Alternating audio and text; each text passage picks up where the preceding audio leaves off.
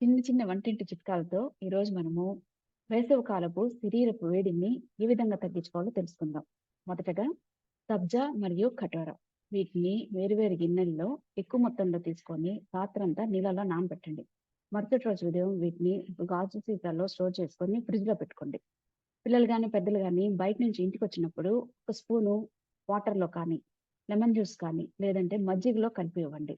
అదేవిధంగా బూడిద గుమ్మడికాయ జ్యూస్ ఇది రోజుకి ఒక హాఫ్ గ్లాస్ తాగడానికి ప్రయత్నించండి. ఇది మీ శరీరానికి చలువ చేయడమే కాకుండా మీ శరీరంలో ఉన్న విషాలని మలినాలని ఇది తొలగిస్తుంది. మీకు గాని యూరినరీ ట్రాక్ ఇన్ఫెక్షన్ ప్రాబ్లం గాని ఉన్నట్లయితే this is the best remedy. అదేవిధంగా సగ్గుబియ్యం జావ దీనికి బెల్లము యాలకులు కలిపి మీ పిల్లలకి స్నాక్స్ టైంలో స్నాక్స్ గా ఇవ్వచ్చు. తర్వాత బార్లీ వాటర్ ఇది మీ శరీరానికి చలువ చేయడమే కాకుండా this is the excellent weight loss agent.